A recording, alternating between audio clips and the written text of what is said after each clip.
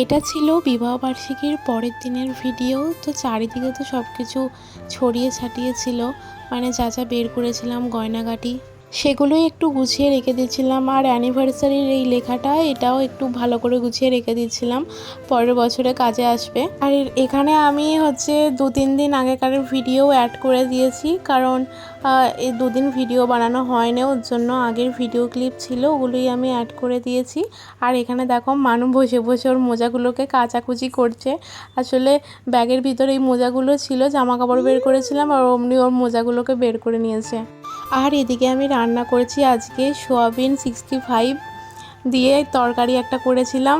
মানে সোয়াবিনকে যেমন চিকেন 65 হচ্ছে রান্না করি, ওই বেসন দিয়েছিলাম, একটু চিকেন 65 মশলা দিয়েছিলাম, তারপর নুন, একটু আদা রসুনের পেস্ট দিয়েছিলাম, আর কী দিয়েছিলাম ভুলে গেছি। আর একটুখানি ডিম দিয়েছিলাম, দিয়ে মেখে রেখেছিলাম। তারপরে সয়াবিনগুলোকে ভালো করে ভেজে, আমি কম তেলেই ভেজেছি, ভালো করে ভেজে তুলে নিয়ে আর ওতে আমি একটু আলুও দিয়েছিলাম। আর তারপর মশলার জন্য আমি এখানে পেঁয়াজ, টমেটো, কাঁচা লঙ্কা, কারি পাতার একটা পেস্ট তৈরি করে নিয়েছি, আর তার সঙ্গে একটু আদা রসুনও দিয়েছিলাম। আর ওই পেস্টটা এখন আমি কড়াইতে একটু দারচিনি আর 5 ফোড়ন দিয়ে পেস্টটাকে একটু ভালো করে ভেজে নেব। আর তারপর ভাজা হয়ে গেলে যে কিছু মশলাপাতি দিয়ে দেব, লঙ্কা, হলুদ গুঁড়ো এগুলো সব দিয়ে দিয়েছিলাম, যা যা লাগে, জিরে গুঁড়ো, ধনে গুঁড়ো।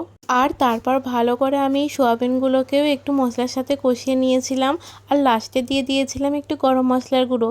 তো এটা আমি ফার্স্ট টাইম ট্রাই করলাম। আর বড়মশাই বলছিল যে যদি ভাজা রাখতে তাহলে ভালো লাগতো, তরকারিটা ঠিক ভালো লাগে না ওর, কিন্তু আমার তো বেশ ভালোই লেগেছে। তোমরাও ট্রাই করে দেখতে পারো। আর জানো তো দুপুরবেলার দিকে এখানে প্রচুর বৃষ্টি হচ্ছিল, আর তার সঙ্গে রোদও বেরিয়েছিল। মনে হয় শালিক পাখির বিয়ে হচ্ছিল। আগে বলতো না যে শালিক পাখির বিয়েতে নাকি রোদও বেরোয়, আবার জলও হয়। তামিলনাড়ুই মনে হয় প্রথম জায়গা যেখানে মারা গেলে বাজনা বাজানো হয়। এই জন্যই বাড়িতে প্যান্ডেল করেছে। আর বাইরে দেখো চেয়ারও রাখা আছে, এখন বাজনা বাজানো হবে।